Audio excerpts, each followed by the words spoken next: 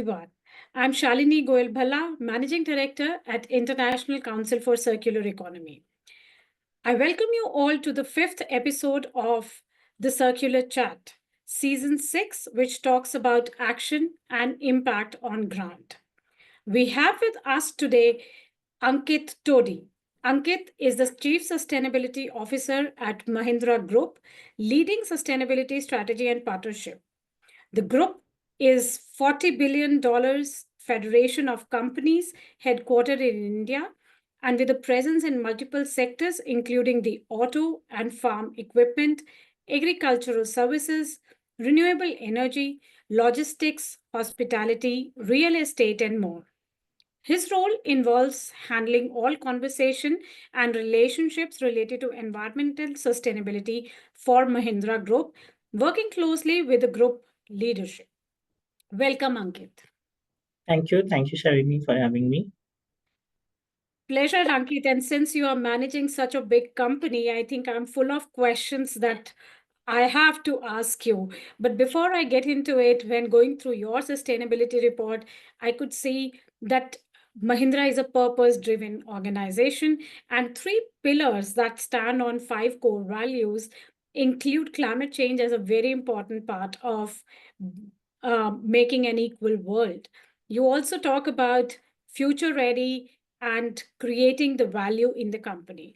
With this, I would like to know, how climate change and the inclusion focuses in Mahindra. Absolutely. So thank you, Shalini, for having me. Broadly speaking, one of the reasons I was brought into this company was primarily to help elevate the conversation around climate and sustainability and make it an integral part of the business strategy. What do we mean by that? So when we talk about climate change, all of us realize in our individual lives, in the kind of experiences that we see, that climate change is real and there are significant impacts that will have on all kinds of businesses, etc. But currently, both companies and individuals are still not clear on what can they do about it in the most meaningful manner. So a few years back, we came up with this strategy called the Planet Positive strategy. The idea is that how can all different parts of Mahindra operate in a manner that they are planet positive? What does this mean? So very simply put, the first pillar is what we call decarbonizing our operations or greening our operations. So all the aspects of our business where we can directly reduce our impact on the external environment, especially in terms of emissions, and we talk about scope 1 and scope 2 emissions particularly. Then in terms of water footprint, in terms of the waste that we generate, and also importantly in terms of the principles of material circularity, which effectively mean that using less material, low emission material, the recycled material or recyclable material. So all of those things together is what we call the creating or minimizing the operational footprint and greening our operations. The second thing that we often talk about in this conversation is where I go back to how can you create a revenue pipeline, which is a green revenue pipeline. So right from green products, green services, or where in certain businesses can you be a green enabler. So again, what I mean by that is, let's say in the auto industry, we are selling EVs, both in the three-wheeler ecosystem as well as the four-wheeler ecosystem. In the services industry, we have a renewable energy company in the portfolio which provides renewable energy. We have a operations and maintenance company in the renewable portfolio, which again enables RE assets to scale. We similarly have a holidays or hospitality portfolio, Mahindra Holidays, where we are trying to see how can resorts be more green resorts, again net zero energy, water waste, and provide a more sustainable holiday experience for folks. Similarly, in our real estate portfolio, again we are trying to build buildings which are net zero in terms of their operational footprint, again wastewater, energy, etc. So the idea is that sector by sector, what role can we play in terms of creating a green footprint or green revenue source. The other area is that most of these transitions at the industry level is not something that can be done standalone by the company. It is something that you really have to engage the entire value system along with you, which is where we generally try and bring the entire ecosystem of our partners, in some cases driven by regulation, but in a lot of cases, working together collaboratively. And the last element that I'll add here, and I'll take a pause maybe after that, is on what we call circular business models. So in some areas, and especially I'll take the example of auto sector. There are also things that we can do in terms of circularity of the business model itself. So we have a group company called Cero, which does end of life vehicle recycling. That's again something that's required, that helps close the loop on circularity. Batteries and tires, etc., are some other areas which will eventually become circular for the industry in the future. So that's broadly how we look at, helping our companies become planet positive. Certainly, Ankit, I think, and talking about Cero was India's first unit that was established for the vehicle scrappage management. And I think when the vehicle scrappage policy came, Cero intended to kind of utilize that policy into a business. And I think it is also a good strategy for the business to mitigate risk. And since you talked about so many different businesses that Mahindra looks at and has, I think mitigating risk is a very, very important thing for a company like Mahindra. I would like you to share with our audience, because particularly the chat is what can we learn from companies like yours, and do the medium and small organizations could learn from the large corporates. So if you can summarize maybe 5 points which you could think were important for the journey of Mahindra in its sustainability to mitigate these risks, what could they be?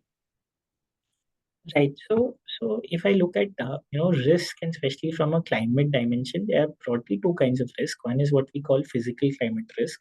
So obviously, as a group, we own assets, we own land parcels in different parts of the country. There's infrastructure, etc. So we have been carrying out physical climate risk assessment surveys in different parts, especially in our infra businesses. For instance, in our real estate business, there's often a policy in place to assess the physical risk associated with the land parcel before any project development happens.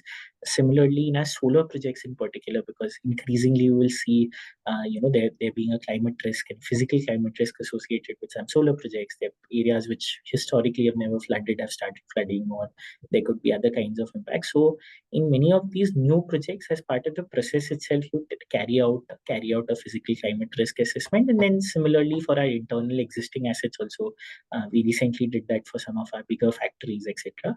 And that's one part of it, which is often the easier part, I would say, and often a little easy to address as well. The other part is what is the transition risk, which is slightly more harder to measure the impact on of, and often not doesn't play out in the short term.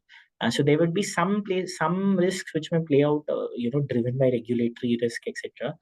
But often a lot of transition risk actually plays out over a slightly longer period of time, or it is often also about missed opportunities.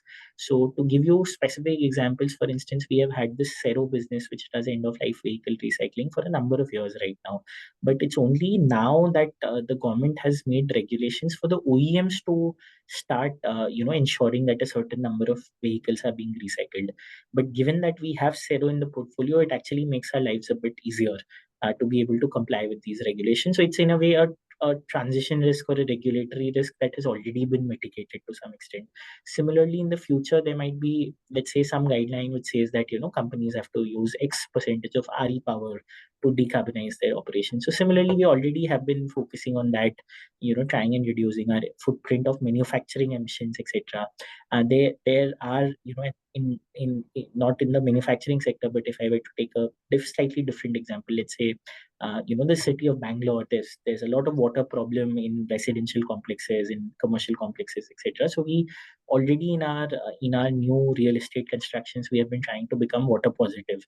So ensuring that we both use less water, design the building in a way that water wastage is eliminated, also do things to recycle water on site, etc. So again, some of these are relatively smaller but meaningful actions that you can bring in, especially in terms of the core areas of work. The other angle that I'll bring in is from a slightly more mid to long term business perspective, and that's where we go back to the auto example.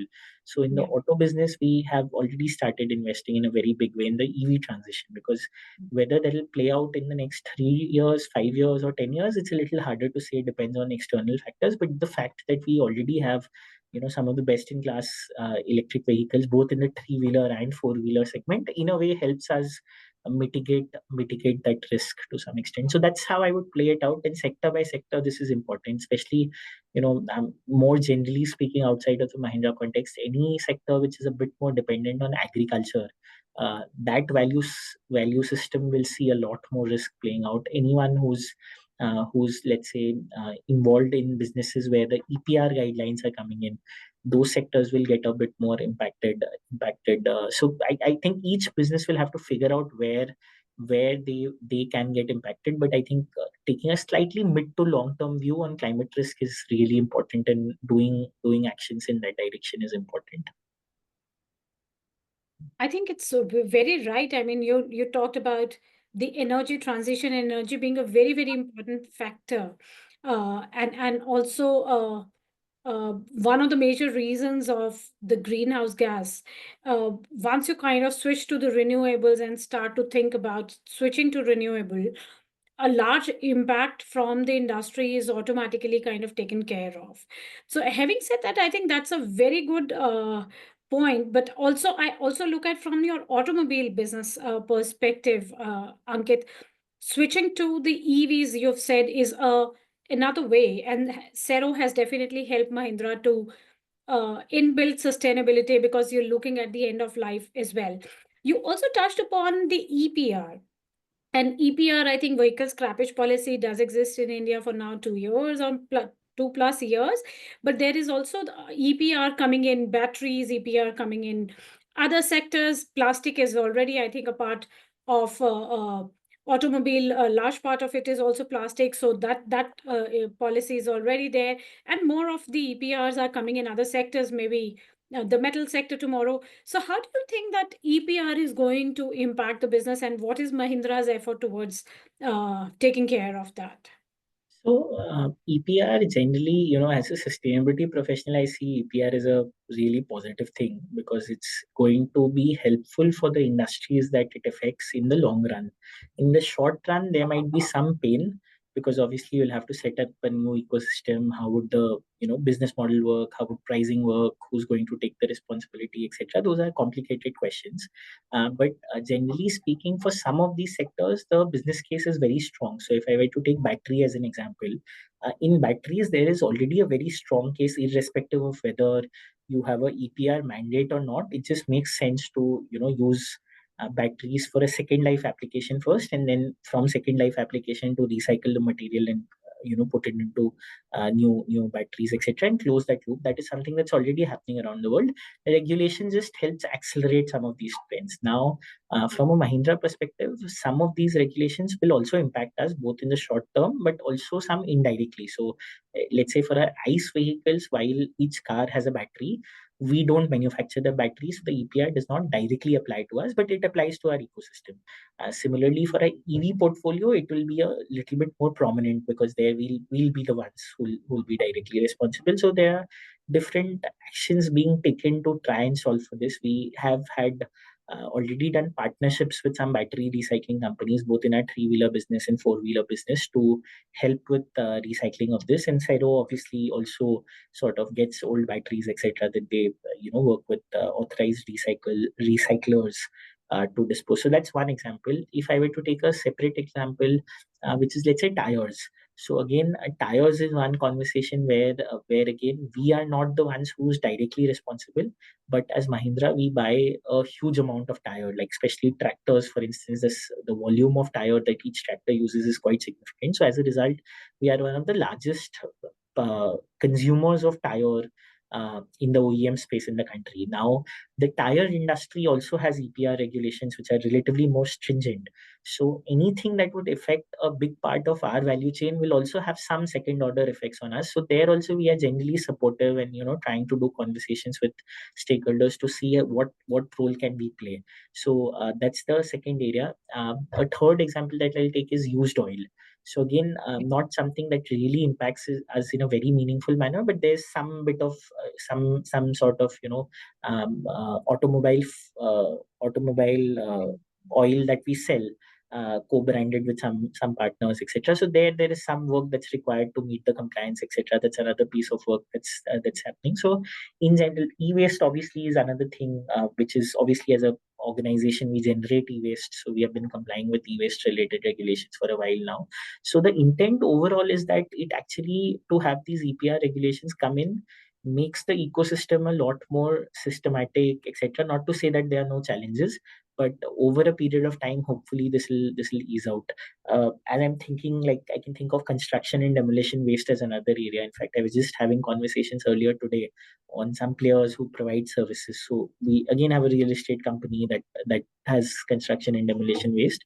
So generally speaking, the intent is to make sure that we are compliant with whatever the regulation is, and in that process help the ecosystem also establish.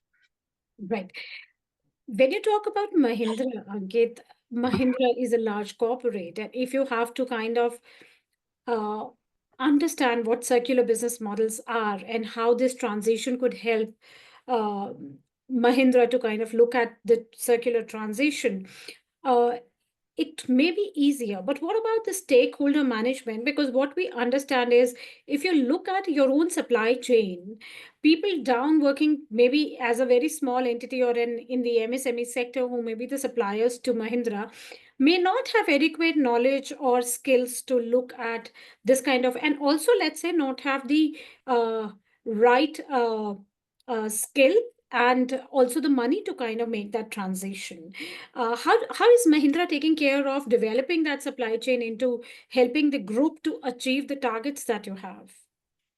Generally speaking, I would say that we can classify suppliers into two types. The first category is often big companies themselves. In their cases, some of them, especially the global peers, are often mature and they are, well ahead in the journey. In fact, we exchange information, learn from each other. It's often the smaller, long tail of suppliers in the MSME segment that needs handholding. So there, the approach that we take is basically a threefold approach. The first is what is awareness building. So just by helping people understand some of these issues, what can be done, and some of the low-hanging fruits in particular, anything to do with renewable energy, anything to do with energy efficiency, material efficiency, etc. So just creating awareness and understanding itself is sort of the first pillar. And we have done, different things from time to time in that arena. The second area of action is also some sense of evaluation. So, for instance, an incentivization, if I may call it that. So, for instance, each of the suppliers are rated on an annual basis, and there is about 10% that is given for ESG related performance. So, while it's a very hygiene checklist, but that also creates understanding, it creates an incentive to act upon certain kind of things. And then the third part is where it's a little bit of hand holding into specific kinds of solutions. So, specifically, again, going back to the renewable energy example, we have been trying to see if we can help our suppliers adopt renewable energy along with us. So within the Mahindra ecosystem, we have been putting up these group captive projects, especially in Maharashtra. There's one that's already ongoing. We are similarly looking at a few other states where we have presence. So the idea is that we are also trying to see if we can bring some of our suppliers into that conversation. Sure. And while we talk about the MSMEs who are the long tail kind of suppliers and looking at how we could help them build awareness, have skills, the right skills, and help holding them for this change, Ankit. One very important aspect that we talk about is the materials that go into the entire manufacturing process. And materials today is a very, very important topic because we do understand that like in the EV sector, there are rare earth materials that being used. This in the there are materials that come from the hard to abate sectors. When you talk about infrastructure, when you talk about automobile, also we are looking at a lot of metal that goes into it. And how do we look at talking about the circularity itself in materials, which is a huge topic, and I'm sure for a company like Mahindra, it's even bigger because you have multiple types of businesses. So how do you look at circularity in materials in Mahindra?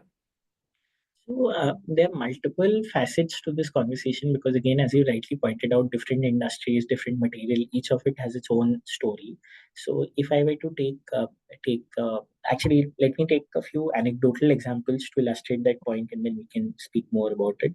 So in our Mahindra Research Valley, which is where most of the R&D related work for both our auto and farm sector happens, we have a dedicated materials team which basically looks at all the kind of material that goes into a car, steel, tire, rubber, plastic, polymers, etc. So there we have, built awareness and understanding on this subject in terms of, as I said, low emission material. So we can't have zero emission material necessarily, but starting with low emission material, starting with whatever is recyclable material. Because if the car has to be recycled, and then the third thing is recycled material if you already have material which is recycled. So the idea is to again conceptually work with vendors in the ecosystem to see which are some of the parts or components or materials where we can bring in this. Having said that, the ecosystem in India is not very mature. At the end of the day, we'll have to come up with solutions or include solutions which make commercial sense as well. So, and also there are other considerations in terms of quantity, safety, availability, reliance, etc. So this team is dedicatedly working to figure out what these alternate materials are for things like leather, plastic, polymers, etc. So that's one piece of work. The second piece of work is where, to be honest, as a large buyer, we have some influence in the external ecosystem. That is where I'll go to steel as an example. So Mahindra, across businesses, and especially in the auto farm business, but also in our real estate business, etc., we consume a huge amount of steel, but we don't make steel. And it's also not something that we can directly pay a premium for yet, because our ability to pass the cost to consumer is also not very high. But what we can definitely do is work very closely with the steel ecosystem to see what can be done to take actions to decarbonize steel. And generally speaking, and steel is a subject we go very deep into, it's in fact the biggest component of our scope 3 material purchase emission. So the biggest component, more than 50% emission of scope 3 material emission comes from steel. So there, what we have been doing is working with the ecosystem to one, establish certain guidelines that this is important. There are a bunch of activities that steel companies can do, which makes commercial sense on its own. So starting with those to at least bring down the average emission down. Then the other thing is soft incentivization. So just by doing these conversations, building awareness again, and sort of giving soft incentives in some way also helps. So we have been part of multiple coalitions which are working on the green steel topic, right? From World Economic Forum's First Movers Coalition to at the India level, CII has a India Green Steel Coalition.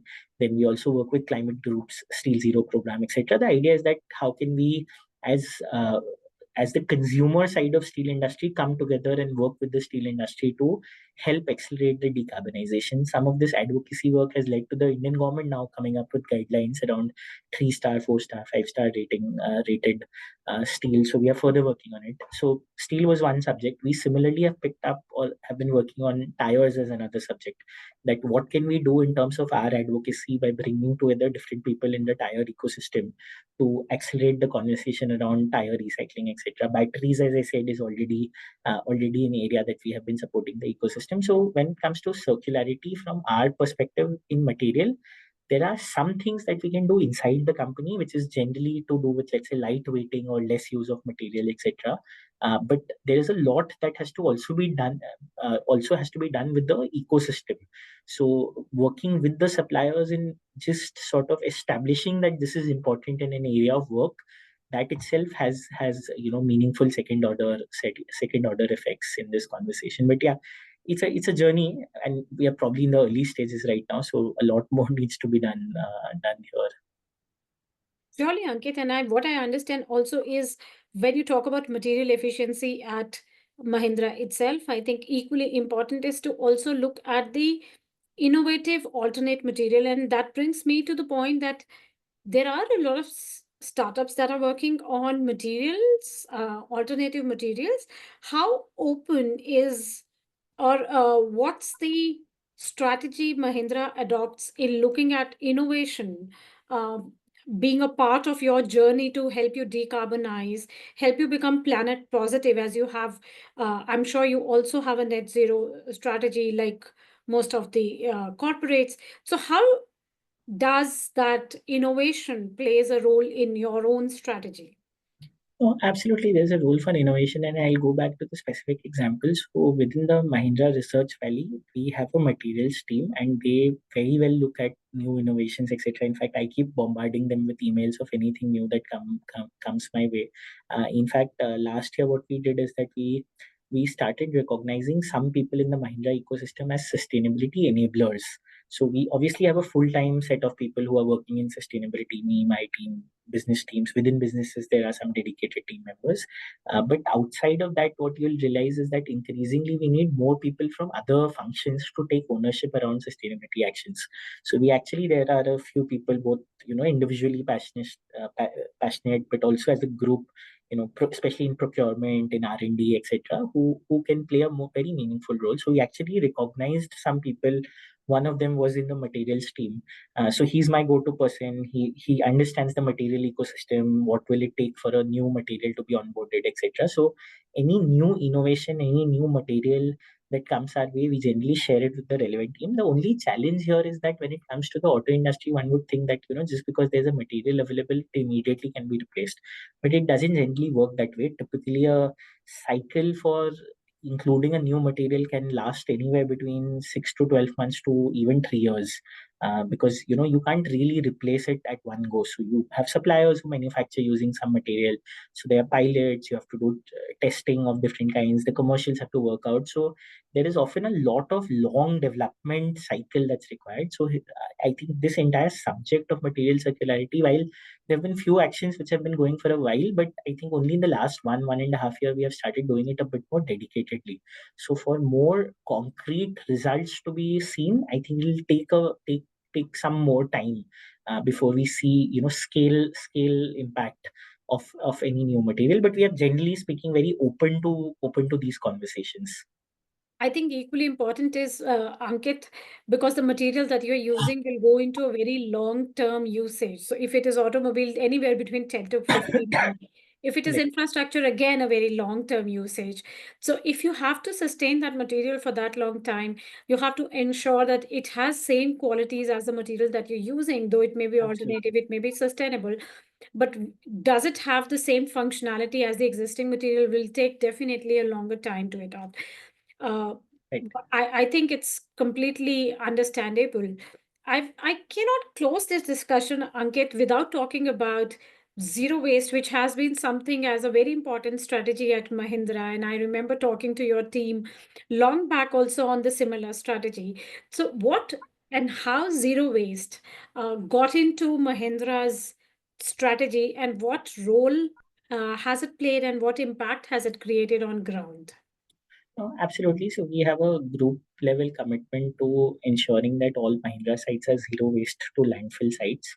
Now, it's not to say that we have reached 100% already, but let's say if I were to take our auto and farm portfolio, there are about 80-85% of the sites are zero waste to landfill. Now, what does this mean? This basically means that we try and do these three, four things. The first is to minimize the waste being generated. So, right from both food waste to industrial waste, etc. Whatever actions that can be taken to minimize the amount of waste being generated is step one. Step two is that whatever waste is being generated, can you reuse it in some fashion by reprocessing it or doing some process changes, etc. Can you reuse some of the waste? That's step two. Step three is that in spite of that, there'll always be some amount that gets generated. So what can you do with, let's say, either internally or externally? So in case of food waste, it's much easier to process it, but in some cases, can you work with the authorized recyclers, etc., to dispose that waste instead of putting it into landfill? And then beyond that, there are still some activities or some kind of things that which are left. So as I was saying, generally speaking, about 85% of our sites in the auto and farm industries are now zero waste to landfill. All of our sites in our Axelo business, which is a steel processing business, because there the waste is a little easier to manage, I think are now zero waste to landfill. And not just limited to the factory operations, even in our holidays business, which is our resorts business. as well as our real estate business. We have been trying to do zero waste to landfill sites, again by partnering, processing some waste, minimizing waste, and partnering with stakeholders to get that sorted. So that's the broad principle. I don't remember the number, but we track that for a few hundred sites. We track it, and we have a fairly good, I think 55 to 60% of our sites are now there. Even in our renewable energy business, we have a bunch of sites which are zero waste to landfill. Wonderful. And equally important is also what you're working on, the corporate social responsibility, though you are not directly working into it. But Ankit, a organization, a company like Mahindra is also very well known for the social responsibility that you work on. Could you also share how Mahindra is creating impact on ground when it comes to the CSR? Absolutely. So the way CSR works at Mahindra is there are two aspects to it. One, we have a central CSR team which sort of collates all the funds across our different businesses, and then there is some localized work that is done by each business in the surroundings that they operate in, the areas of interest for them. At the central level, the CSR projects at Mahindra have generally been long term, which have been going for a while, consistently sort of building upon the past work. Broadly speaking, the big focus areas are girl child education. So we have a program called Nanhi Kali, which is there to supplement girl child education in existing education ecosystem of the country. They work with almost 1 million plus girl children every year. The second program that we have are a bunch of different programs which are generally focused around women's skilling and empowerment and job creation. So right from promoting sustainable agriculture to training women in drone flying to skilling them for other jobs in the industry, there are a bunch of programs aimed at that direction, both hardcore skills and in some cases soft skills as well. And then there's a platform which allows them to be placed in good jobs or relatively decent paying jobs. So that's the second part of the work. Then there is a third program which we have historically been doing for the last 15 years is a project called Haryali, where we have been following an agroforestry model for planting trees. And there, till last year, we have planted about 25 million trees. So that again is an agroforestry model through which we carry out CSR activities. So these are some of the larger programs at the central level, and then there are a bunch of ad hoc programs that we do, at each of the business levels as well. Right, and Mahindra is very well known for fostering all the sustainable practices across the area where you work. Thank you so much for your time, Ankit. And I really believe that with you and with a very wonderful leadership at Mahindra, you will continue to make a positive impact on both the people and the planet. Thank you so much for your time today, Ankit. And I really wish you better sustainable practices that other industry could also follow. Thank you very much. Thank you.